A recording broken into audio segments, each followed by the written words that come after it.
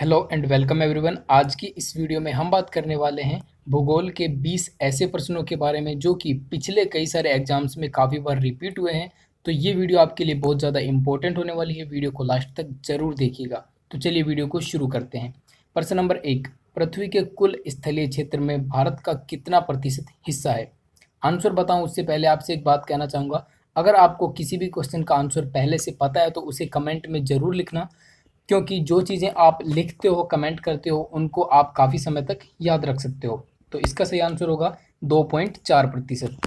पृथ्वी का जो कुल क्षेत्रफल है, कुल स्थानीय क्षेत्रफल जहाँ पर जनसंख्या आबादी रहती है, उसमें से 2.4% हिस्से पर हमारा भारत देश जो है वो फैला हुआ है। अगर वहीं पर हम बात करें कि भारत का कुल स्थलीय क्षेत्रफल कितना है, तो वो होगा 32,87,263 किलोमीटर। ठीक है, ये आपको याद रखना है कि भारत का कुल जो स्थलीय क्षेत्रफल है वो है 32,87,263 वर्ग किलोमीटर। आगे बढ़ते हैं प्रश्न नंबर 2 पर। कर्क रेखा निम्न में से किन राज्यों से होकर नहीं गुजरती है? इसका सही उत्तर होगा मणिपुर, क्योंकि मणिपुर ऐसा राज्य है जिसमें से कर्क रेखा यानी कि ट्रॉपिक ऑफ कैंसर होकर नहीं गुजरती है। तो यहाँ पर हमारा ऑप्शन नंबर डी करेक्ट होगा। अब इसके लिए आपको ये याद होना जरूरी है कि कर्क रेखा किन किन राज्यों से गुजरती है। तो कर्क रेखा भारत के 8 राज्यों से होकर गुजरती है, जिसके बारे में मैंने आपको एक लेटेस्ट ट्रिक से वीडियो बना दी है, जिसका लिंक आपको इस वीडियो के डिस्क्रिप्शन में और आई बटन पर भी मिल जाएगा। तो आप उस वीडियो को जरूर देख लेना। आगे बढ़ते हैं प्रश्न नंबर 3 पर। भारत में कुल जैविक भौगोलिक यानी कि बायो जियोग्राफिकल क्षेत्र कितने हैं?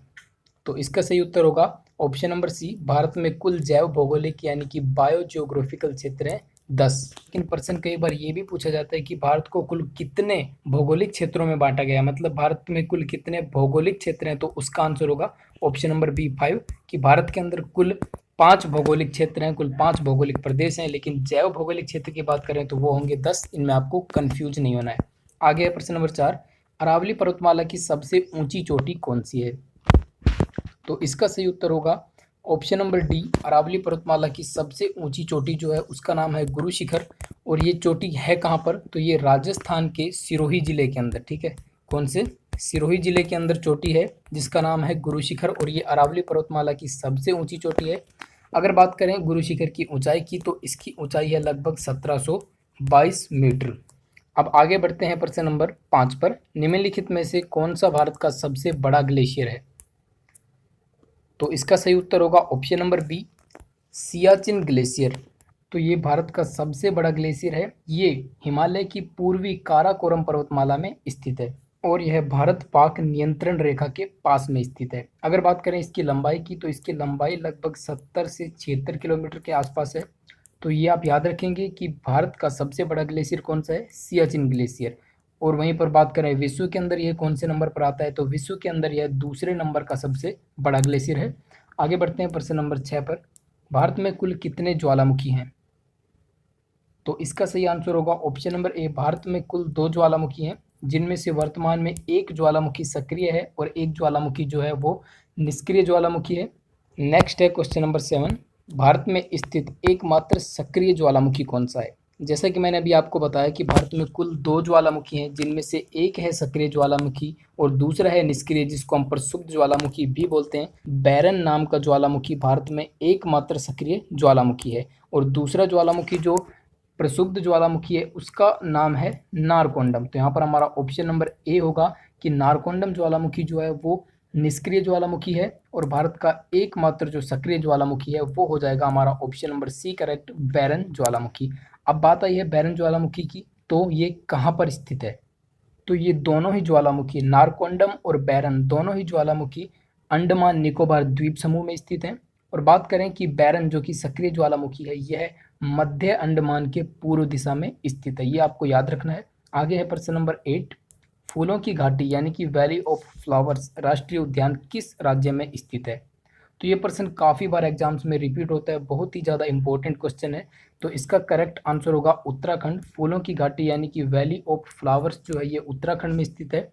इसके साथ ही साथ एक प्रश्न और पूछा जाता है उत्तराखंड से रिलेटेड, वो ये है कि Jim Corbett national park, Jim Corbett national park कहाँ पर स्थित है? इसका करेक्ट आंसर होगा उत्तराखंड, क्योंकि यह भारत का सबसे पुराना नेशनल पार्क है, जिम कॉर्बेट नेशनल पार्क। इसी वजह से यह एग्जाम्स में काफ़ी बार पूछा जाता है। इसके साथ ही साथ इसका दूसरा नाम भी आपको याद रखना है। जिम कॉर्बेट नेशनल पार्क का दूसरा नाम है हेली नेशनल पार्क, ठीक है, हेली नेशनल पार्क, ये भी आपको याद रखना है।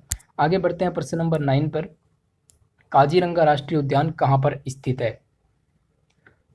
तो जैसा कि मैंने आपको कहा था कि इस वीडियो में हर क्वेश्चन बहुत ज़्यादा इंपॉर्टेंट होने वाले हैं, तो मैंने वही क्वेश्चन लिए हैं जो बहुत ज़्यादा बार एग्जाम्स में रिपीट होते हैं। तो काजीरंगा राष्ट्रीय उद्यान के बारे में काफ़ी एग्जाम्स में अब तक पूछा जा चुका है और ये जो प्रश्न है ये बार बार रिपीट होता ही रहता है। इसका करेक्ट आंसर होगा ऑप्शन नंबर डी, काजीरंगा राष्ट्रीय उद्यान असम के अंदर स्थित है।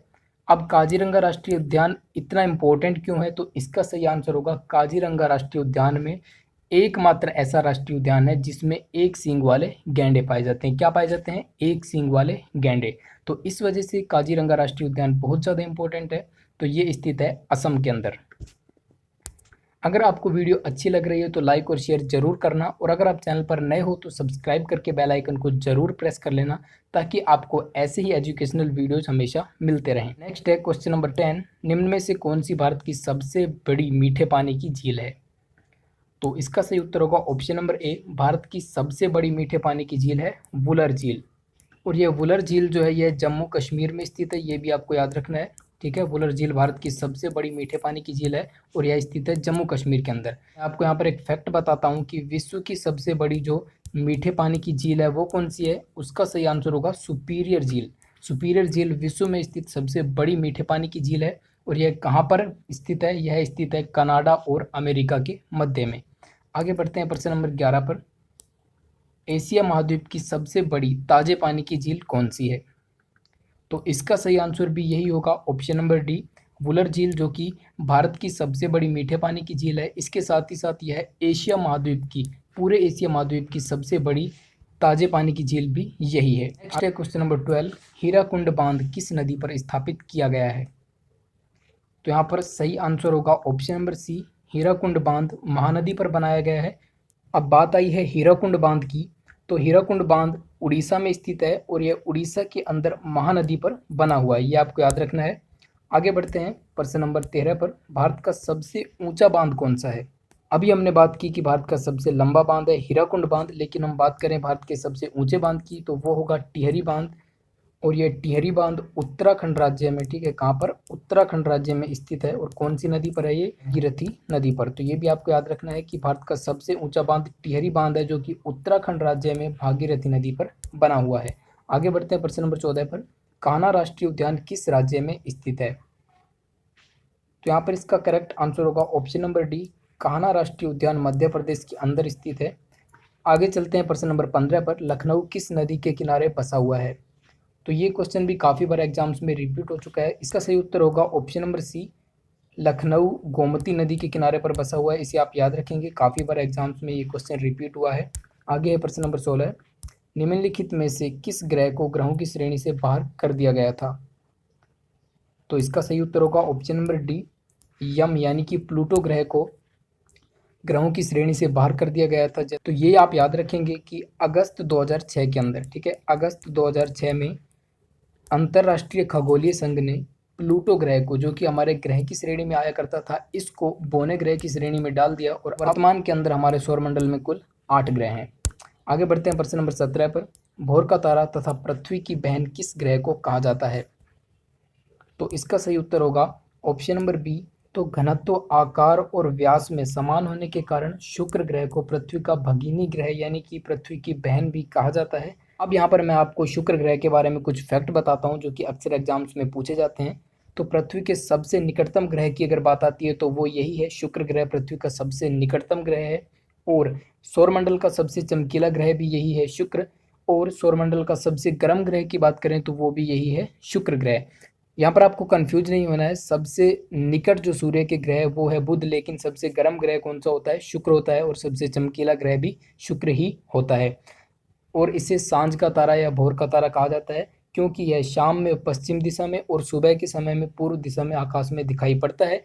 अब आगे बढ़ते हैं प्रश्न नंबर 18 पर। कौन सी जल संधि यानी कि जल डमरू मध्य जिसे कहा जाता है भारत और श्रीलंका को अलग करता है? इसका करेक्ट आंसर होगा पाक जल डमरू मध्य, यानी कि ऑप्शन नंबर बी हमारा यहाँ पर करेक्ट होगा। पाक जल डमरू मध्य जो है यही भारत और श्रीलंका को अलग करता है। अब आपको पाक की स्पेलिंग याद रखनी है, PALK, ठीक है। पाल्क स्ट्रेट भी इसे कहा जाता है, लेकिन इसको पाक स्ट्रेट हम पढ़ेंगे, पाक जल डमरू मध्य। इसके अलावा यह जो पाक जल संधि है यह बंगाल की खाड़ी और मन्नार की खाड़ी को भी जोड़ता है, इसे आपको याद रखना है, और यह तमिलनाडु और श्रीलंका के मध्य में स्थित है।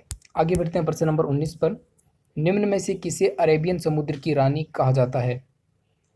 काफ़ी इंपॉर्टेंट क्वेश्चन है। इसका करेक्ट आंसर होगा option number C, Kochi. Kochi को अरेबियन समुद्र की रानी कहा जाता है। तो ये आपको याद रखना है कि केरल राज्य के पश्चिम तट पर स्थित बंदरगाह, कोची बंदरगाह को अरेबियन समुद्र की रानी भी कहा जाता है। आगे बढ़ते हैं प्रश्न नंबर 20 पर। माउंट एवरेस्ट की चोटी पर पहुंचने वाली प्रथम महिला कौन थी? तो इसका सही आंसर होगा option number A, mount Everest की चोटी पर पहुंचने वाली भारतीय प्रथम महिला की बात करें तो वो थी बछेंद्री पाल। तो यहाँ पर हमारा ऑप्शन नंबर ए सही होगा।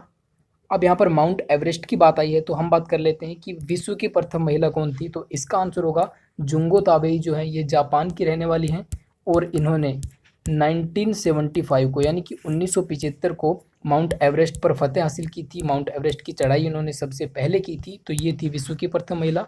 और भारत की प्रथम महिला थी बछेंद्री पाल, जिन्होंने 1984 के अंदर माउंट एवरेस्ट पर चढ़ाई की थी। अब आपके लिए आज की वीडियो का क्वेश्चन, जिसका आंसर आपको कमेंट में देना है। आपके लिए प्रश्न है, भारत में सबसे अधिक वन क्षेत्रफल किस राज्य में है?